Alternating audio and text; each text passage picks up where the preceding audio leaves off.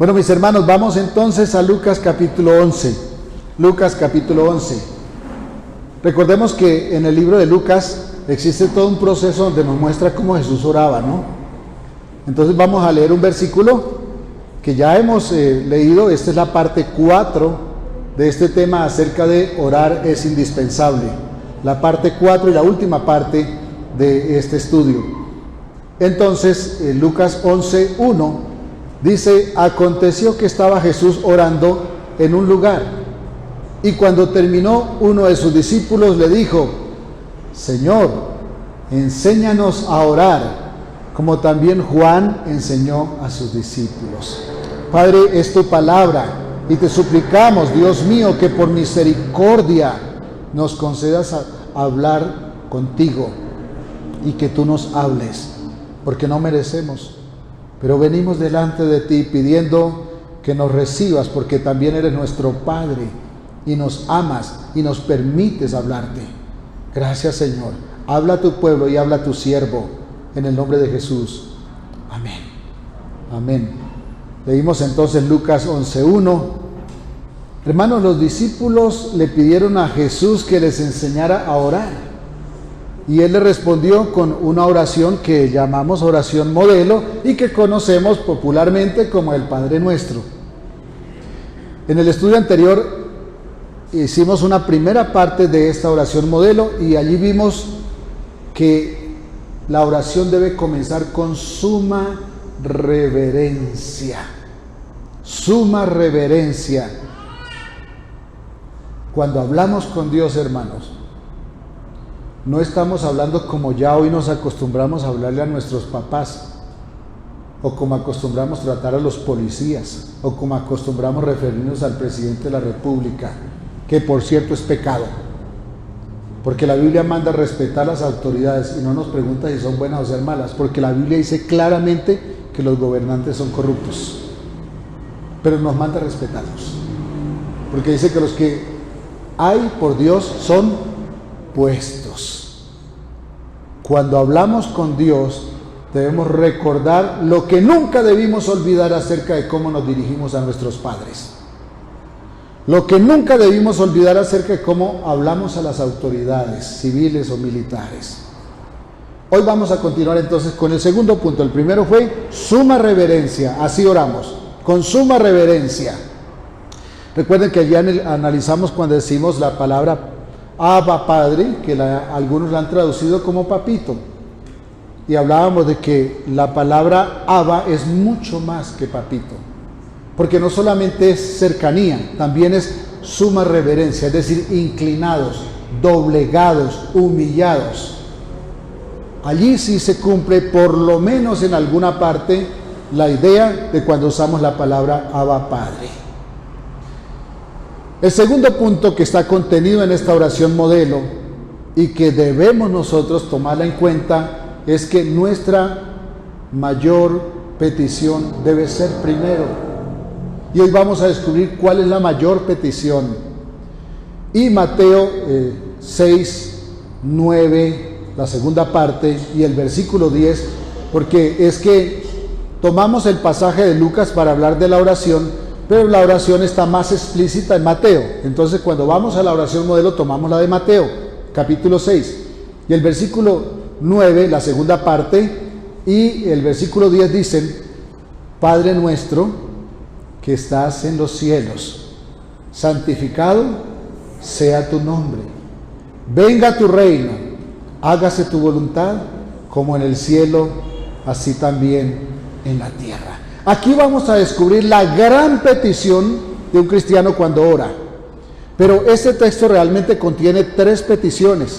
O sea, la gran petición la vamos a dividir en 3 peticiones, que son una sola, pero son 3, como la Trinidad.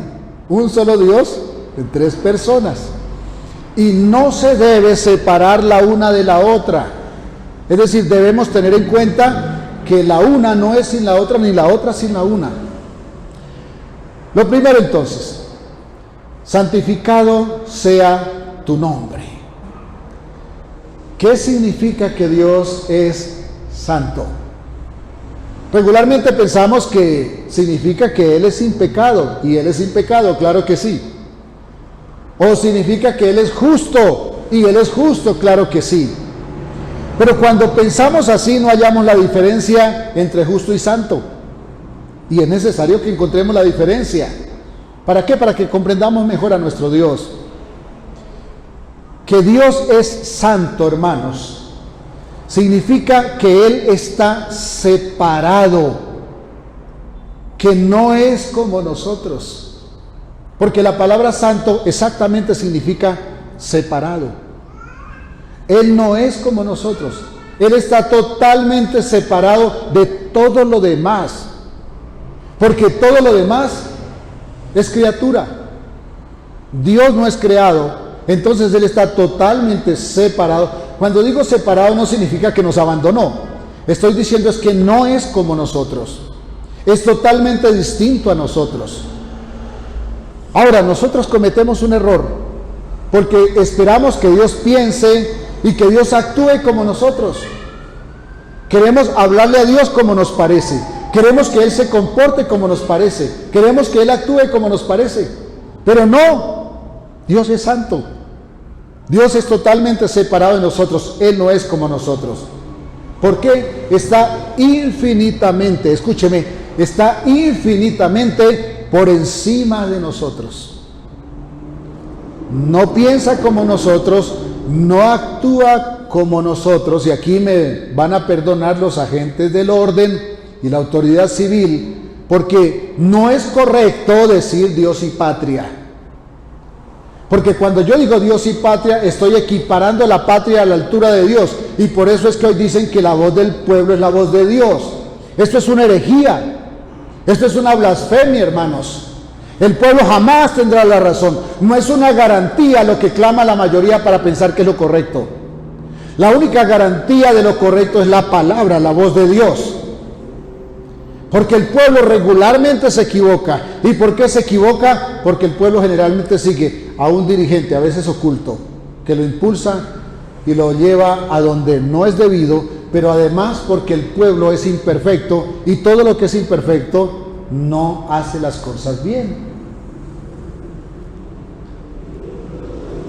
Dios y patria no es correcto. No podemos equiparar la Constitución de Colombia a la autoridad de Dios. Perdónenme los abogados, perdónenme hermano Francisco. Yo sé que cuando uno actúa, pues como ciudadano, uno que invoca la ley colombiana y las leyes, ¿cierto? Porque tristemente el gobierno no entiende del gobierno de Dios. ¿Y sabe qué es lo más triste? Que todavía algunos apoyemos ese tipo de gobiernos. Eso es más triste todavía.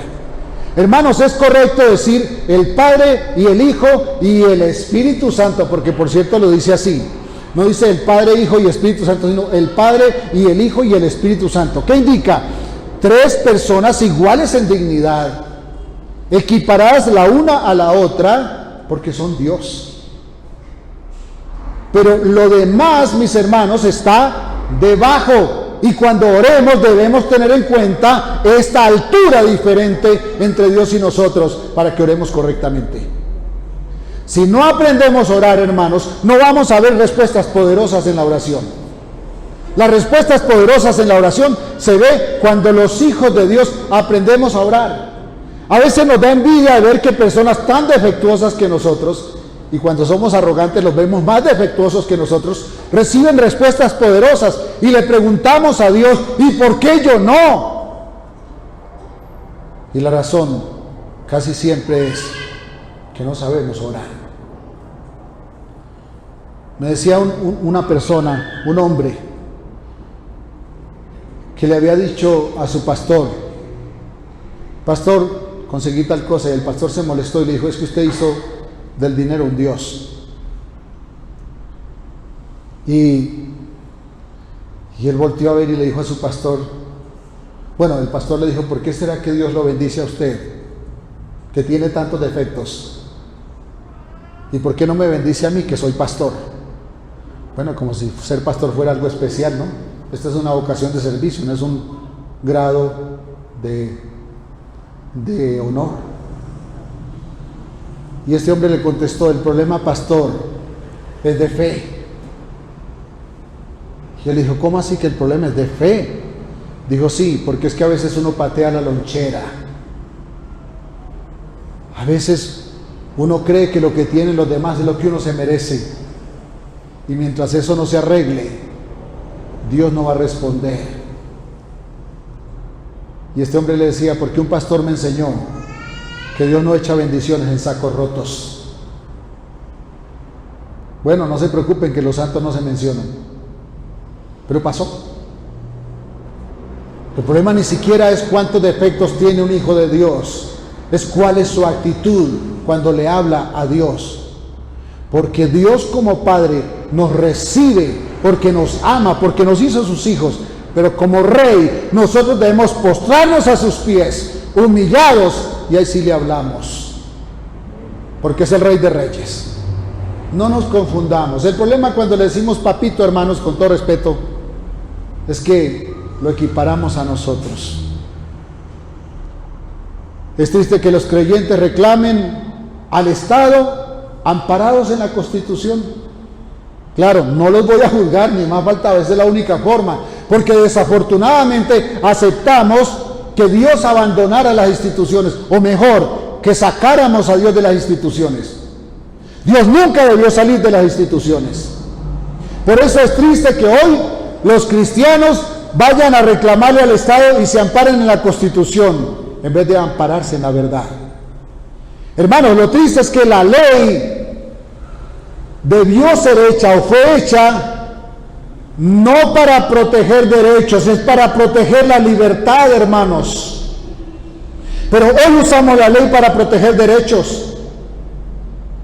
La ley debe proteger la justicia, hermanos. Pero hoy en el derecho ganamos cualquier pleito, así sea injusto. Los jueces deben servir a la justicia, no a la ley. Pero hoy los jueces sirven a la ley y los abogados lo saben. Y por eso ganan pleitos. Perdóneme, hermano, perdóneme. Dios tiene que estar por encima. Dios tiene que estar por encima. Claro, el decreto del rey rige la nación, eso no lo discutimos. Lo que pasa es que Dios nunca debió salir de allí. Y entonces habría justicia. El problema es que la Constitución Nacional que rige al Estado se separó de los principios dictados por Dios.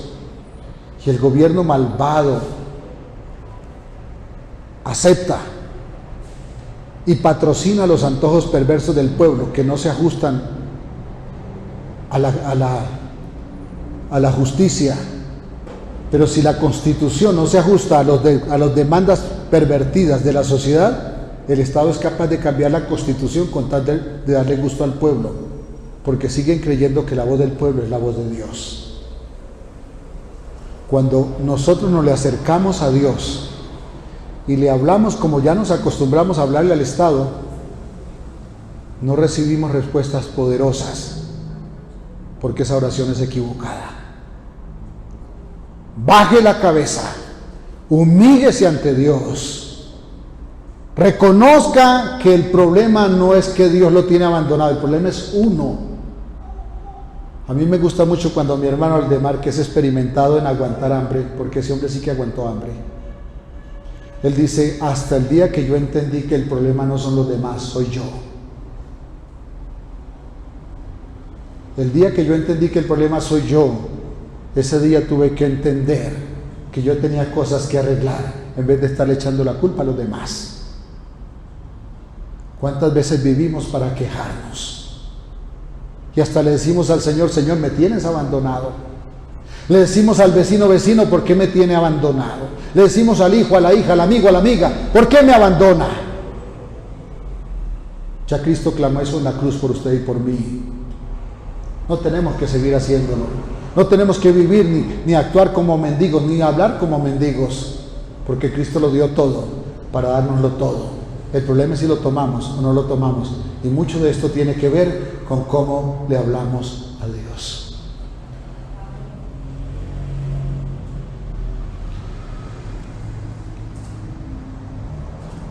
¿Sabe por qué la sociedad desecha la palabra de Dios? La sociedad desecha la palabra de Dios porque la palabra de Dios no cambia. Porque la palabra de Dios confronta al individuo, lo desnuda en su maldad. Y entonces la sociedad dice, cambiemos la Constitución. Olvidémonos de la Biblia y cambiemos la Constitución para que eso se ajuste a mis demandas. El pecado de la sociedad perversa es evidente ante la palabra santa de Dios, y por eso la sociedad desecha la palabra de Dios. Que Dios es santo, hermanos, implica que tiene un valor y una posición infinitamente por encima de los demás. Dios está separado de todo. Es a Dios al único al que le debemos 100% lealtad, a nadie más. Claro que usted le debe lealtad a su prójimo, claro que sí, hasta que su prójimo le exija abandonar a Dios. Usted le debe lealtad al Estado, claro que sí, hasta que el Estado le exija abandonar a Dios. Hasta allí va nuestra lealtad, porque la única lealtad 100% es para el Señor, para el Dios del cielo. Si toda nuestra lealtad no pertenece a Dios, tenemos un problema. Somos idólatras. Es decir, le hemos puesto sucursal a Dios. Hemos puesto otros dioses por encima del verdadero Dios. Si damos a un necesitado, debe ser para honrar a Dios. Si amamos al prójimo, es para honrar a Dios. Nuestra lealtad debe ser solo para Dios. Él debe ocupar el primer lugar en todo. Mientras eso no pase, la oración no recibirá una respuesta poderosa. Cuando decimos santificado sea tu nombre, nos referimos a todos sus atributos y su magnificencia, los atributos de Dios. Hoy la gran mayoría de personas dicen creer en Dios, pero viven como ateos. ¿Por qué viven como ateos? Creyentes en Dios, le oran a Dios, pero viven como ateos. ¿Saben por qué? Porque el Señor no ocupa el lugar que le corresponde en la vida de ellos. Eso no lo hace alguien que cree en Dios. Si alguien dice que cree en Dios y no hace lo que Dios dice, entonces es que no ha creído en Dios. Porque si nosotros creemos en Dios, no tenemos otro camino. No existe para dónde más agarrar que no sea honrar a Dios. Yo quiero preguntarle con todo respeto, ¿Dios ocupa el primer lugar en su vida? ¿O tal vez da ese primer lugar a sus propios deseos y a sus opiniones? ¿Acepta totalmente lo que Dios dice o cree tener una mejor opinión que la de él? Recuerda que esa fue la idea del rey Saúl, ¿no? Dios lo desechó. El problema es que cuando alguien cree que tiene una opinión mejor que la de Dios, se hace Dios a sí mismo. Le está diciendo a Dios, quítate que yo opino mejor que tú. Quítate que yo tengo una mejor posición que la tuya. Y eso no lo hace nadie sin que pase consecuencias. Y consecuencias dolorosas. La petición más grande, hermanos, que debemos orar. Escúcheme bien, la petición más grande que usted debe orar cuando ora, no es Señor, dame el plato de comida. Es santificado sea tu nombre. Humillarse ante Dios para darle la gloria a Él. La mayoría cree que la petición más importante es la que le quita el sueño, aquello que le duele. No, la mayor petición es que Él sea glorificado, que se cumplan los deseos de Dios, no lo que yo creo que me hace falta. Porque yo tengo la costumbre de procurar siempre lo que creo que me hace falta, en vez de procurar la gloria de Dios. Aquí vemos la mayor pasión del corazón de Cristo. ¿Cómo lo descubrimos? ¿Cómo sabemos que es verdad? Padre, ir a esa cruz es terriblemente doloroso para mí, pero no sea mi voluntad, sino la tuya. ¿Cuándo seríamos capaces de decirle al Señor, Padre, aguantar hambre hoy es doloroso para mí, pero hágase tu voluntad? La pasión de Jesús, lo que llenaba sus deseos, es que el Padre fuera glorificado, que recibiera la mayor gloria. Digámoslo así: Señor, si solo puedo tener una petición, pido que todos reconozcas que estás por encima de todo y que mereces toda la gloria. Señor, si no tengo ninguna petición más que pueda hacer, sino una, que tú recibas la gloria. Que el mundo reconozca que a ti te pertenece la gloria. Cristo vino para hacer la voluntad del Padre. Y esta es la voluntad del Padre, que Dios sea glorificado en todo y en todos. Esa es la voluntad del Padre. Hermanos, pero si nosotros vamos a una vigilia y observamos, con todo respeto, no se sienta mal, no se honra a Dios. Mientras le decimos a un hermano, ore por tal cosa, todos los demás estamos orando por lo que creemos que nos hace falta. El hermanito diciendo: hermano, Señor, que tu iglesia despierte, que tu iglesia acuda a buscarte. Y el otro hermano: Señor, acuérdate que yo necesito mañana pagar una deuda. Señor, acuérdate que mi hijo tal cosa. Se vuelve un concierto, pero un concierto que no se entiende. ¿Por qué? Porque perdemos la unidad. ¿Y sabe cuándo perdemos la unidad? Cuando perdemos la dirección acerca de lo que es más importante. Allí se pierde la unidad. Porque pensamos que lo más importante es lo que siento que me hace falta, cuando lo más importante es que Él sea glorificado. Eso que alguien siente que es su necesidad de ahora, eso pide. Pero el pedido más grande de un cristiano es que tú seas glorificado, Señor. Una persona no va al odontólogo y ruega por su dolor de muela, así sea porque no va al odontólogo. Otro pide una novia como Scarlett Johansson. La hermanita más piadosa ora que el Señor cambie a su esposo borracho o su hijo adicto. Alguien ora porque su negocio de contrabando prospere, o que Dios guíe su noviazgo con un inconverso cuando esté en abierta desobediencia. ¿Cuántos oran que el nombre de Dios sea exaltado? Esa es la mayor petición. Esa es la oración que recibe respuestas poderosas. No nos debe importar lo que debemos pasar. No nos debe importar lo que estamos pasando. Nuestro mayor deseo es que Él sea glorificado en toda la tierra. No me quita el sueño un dolor de cabeza, sino que el nombre del Señor reciba la honra que debe recibir.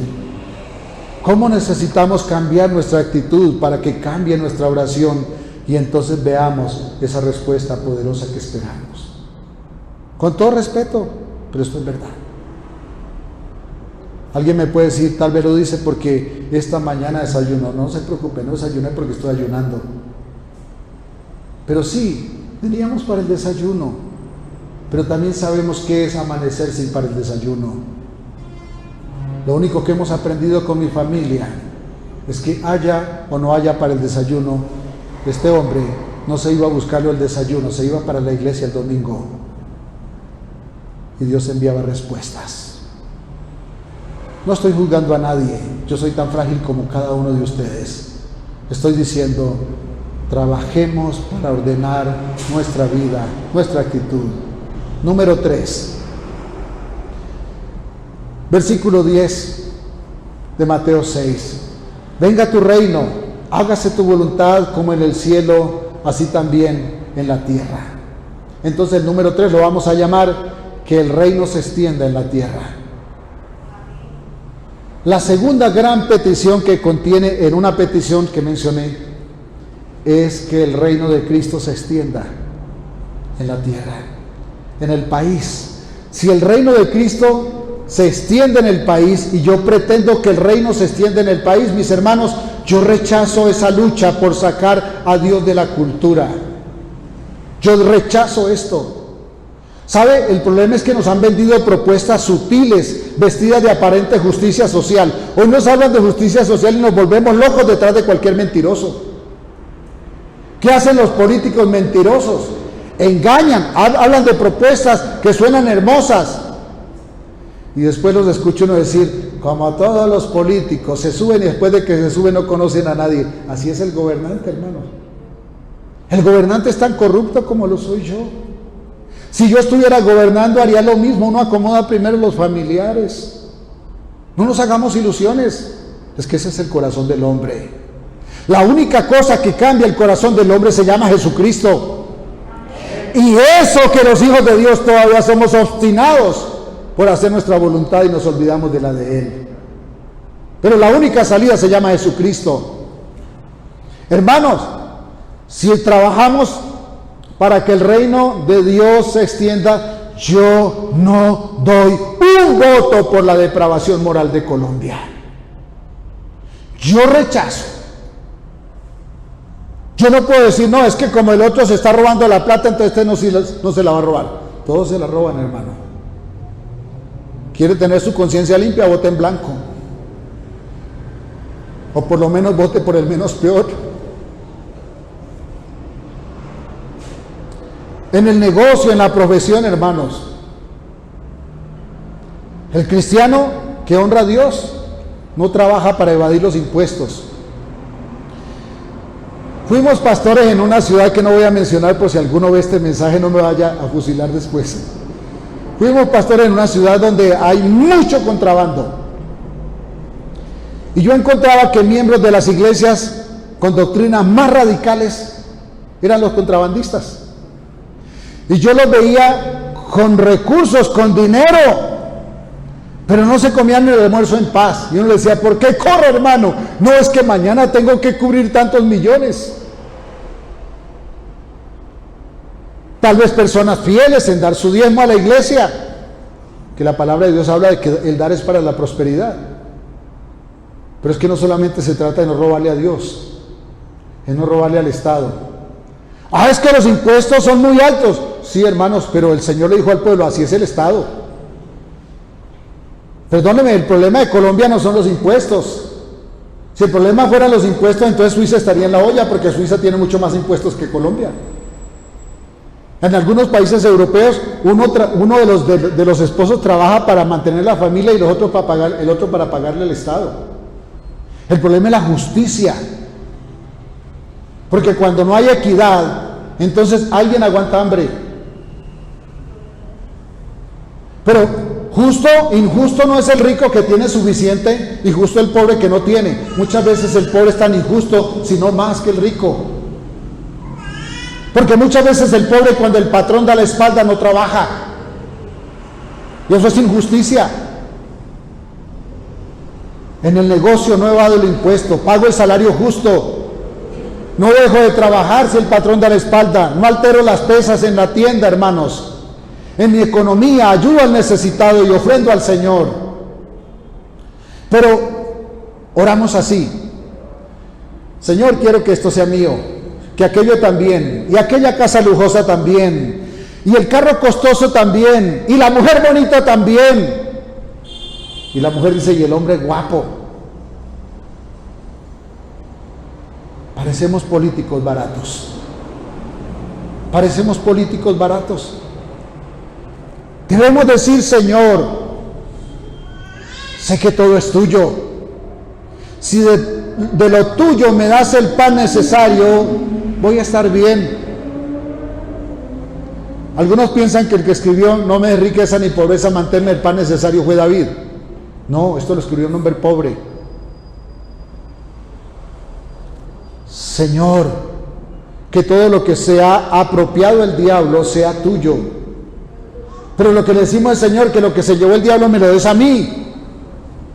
¿Por qué pedimos que lo del vecino sea nuestro? ¿Por qué nos gusta pedir lo que tiene el vecino? Tal vez porque creemos que el vecino no lo merece y nosotros sí. Mentalidad de ambiciosos, arrogancia, ambición, avaricia. Eso es de Dios, hermanos. Eso que tiene el vecino es de Dios y lo que usted tiene también. Lo que usted y yo tenemos es de Dios, es del Señor.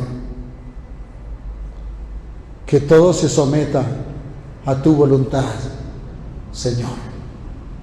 Que tu nombre sea santificado en la tierra y también en mí, en mi vida. Padre, estudio las Escrituras y oro para que yo me someta a ti y tú gobiernes todo, incluso mi vida y mis deseos. Oro que yo deje de pedir por mis antojos y pida por tu voluntad. Oro que yo esté tan pendiente, que yo deje de estar pendiente de lo que mi estómago pide y comience a pensar en lo que tú pides. Como dijo un gran predicador, cuando oramos, estamos clamando que yo sea arruinado para que el nombre de Cristo sea exaltado. ¿Alguien puede decir amén? Uf. Amén. Oro que, aunque yo sea arruinado, Cristo sea exaltado. El mayor esfuerzo de la iglesia, hermanos, debe ser que Dios sea glorificado. No debe ser cuántas finanzas tenemos. No debe ser cuánto no nos moleste el Estado. Es que Él sea glorificado. Que su reino se establezca en todo el mundo y lo que hay en el mundo. No vamos a quitar al presidente para implantar un gobierno de Dios. No es esa la idea. Pero somos instrumentos para que el Señor gobierne más gente, para que haya justicia en más lugares y para que más personas se preocupen por ser justos en la tierra. Ese es el trabajo de la iglesia. Ese es el evangelio. Eso es evangelizar. Pero sobre todo es estar dispuestos a hacer la voluntad de Dios en nosotros. Se hace con oración, no con partidos políticos. Se hace doblegándonos ante Dios, no cepillando un gobernante de turno. Número 4. Segunda parte del versículo 10 del capítulo 6 de Mateo. Mateo 6, versículo 10, parte B. Hágase tu voluntad como en el cielo, así también en la tierra. Número 4, que se haga su voluntad. La tercera gran petición, que se haga su voluntad. Qué difícil es aceptar que es mejor que se cumpla la voluntad de Dios y no la mía. Queremos que se haga la mía. Muchos creyentes viven mal cuando ven frustradas sus expectativas. Se duelen si sueñan una cosa y no la ven realizada. Tal vez sus sueños no están ajustados al propósito de Dios, o no luchan suficiente por ellos, porque el problema muchas veces es pereza también. Se cansan fácil, desisten de la lucha antes de vencer. A veces el problema es estar fuera de la voluntad de Dios y a veces el problema es ser perezoso. Lo queremos todo gratis. Es triste, hermanos, que encontramos miles de personas en las calles gritando, destrozando el país porque quieren cambiar el mundo y en la casa no tienden la cama porque les da pereza. Mantenidos. Eso es lo que quieren. Ser mantenidos. Los cristianos no somos así. Los cristianos trabajamos para ganar el pan. Hermanos, es cierto, aflige no recibir sanidad. Cuando alguien está enfermo y no es sano, eso duele. No tener dinero, no poder viajar. Pero no nos olvidemos que el Señor dice, bástate mi gracia. 2 Corintios 12:9, ¿no? Él usa nuestra fragilidad para glorificarse, para mostrar su poder. La meta, hermanos, no es que no me duela nada, esa no es la meta. La meta es que el Señor sea glorificado. Y esto se realiza cuando se hace su voluntad, no cuando se hace la mía. Quizás ahora usted comprende por qué no recibe respuestas al orar. Eso espero. Yo por lo menos lo estoy entendiendo, hermanos. Necesitamos cambiar nuestra forma de orar. Señor, quiero hacer el negocio más grande para tener mucho dinero. No. Señor, si mi negocio te honra, prospéralo. Pero si mi pobreza te honra, susténtame del pan necesario. porque yo no soy la meta. La meta es que tú seas exaltado cuando se extienda tu reino. Esa es la meta. Ahora sí, entonces, después de que hayamos pasado este paso, valga la redundancia, cuando demos este paso de fe, que Él sea glorificado, cuando cumplamos esta gran petición que dividimos en tres, ahora sí hablemos de mi antojo. Porque Dios nos concede antojos. Él es un Padre que se goza en ver a sus hijos felices. Y entonces el versículo 11 del capítulo 6 de Mateo dice: el pan nuestro de cada día, dánoslo hoy. Después de que sea exaltado, que Él sea glorificado, que lo vayamos con la suficiente reverencia, ahora sí podemos decirle: Señor, yo también tengo hambre. Señor, mire que me antojé. Yo recuerdo cuando estaba en la escuela me antojaba de los goodies que mis compañeros tenían porque sus papás les daban plata. Yo estudié por mi cuenta, a veces la plata no me alcanzaba para eso. Señor, yo quiero tal cosa. No podemos separar el versículo 11 que acabamos de leer de los anteriores, del 9 y 10. No lo podemos separar. Pido pan para poder trabajar en santificar su nombre. Pido pan en poder trabajar para extender su reino, para hacer su voluntad. Si no, hermanos, si no pido pan para honrar a Dios, entonces es mejor morir de hambre.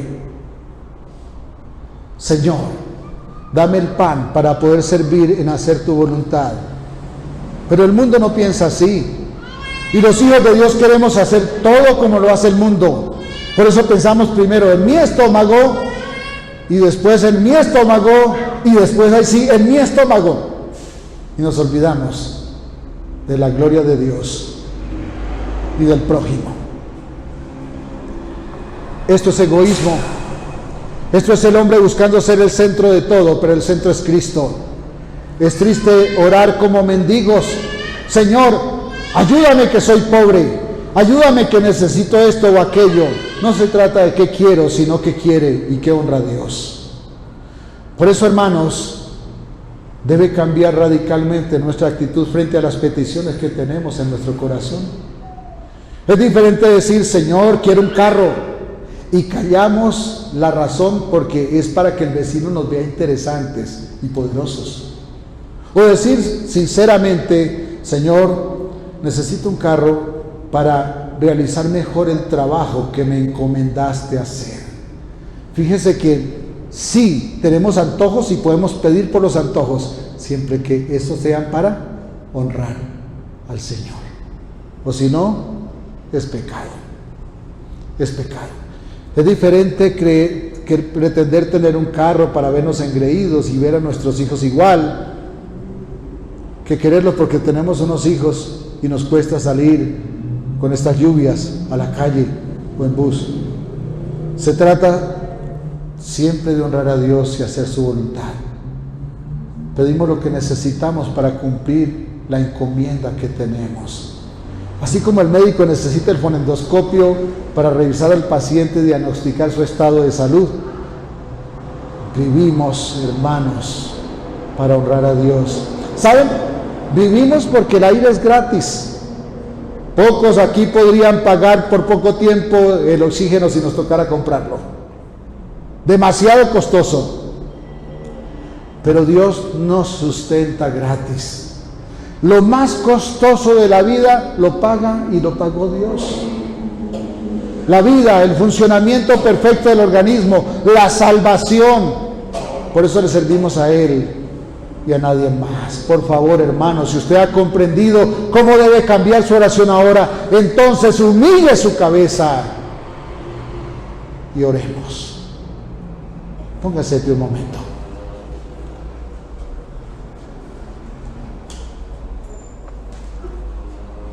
Diga conmigo en voz alta para que le pueda guiar. Nuestro Rey, no somos dignos de entrar a tu presencia, porque eres santo. Tu sola presencia nos destruiría, pero también eres nuestro Padre y nos das el permiso de entrar confiadamente para adorarte, y también para expresar nuestras inquietudes. Queremos adorarte y suplicarte que nos perdones por no hacer tu voluntad. Queremos aprender a orar. Enséñanos y que lo hagamos para tu gloria. En el nombre de Jesús. Amén. Dios les bendiga, mis hermanos. Un abrazo.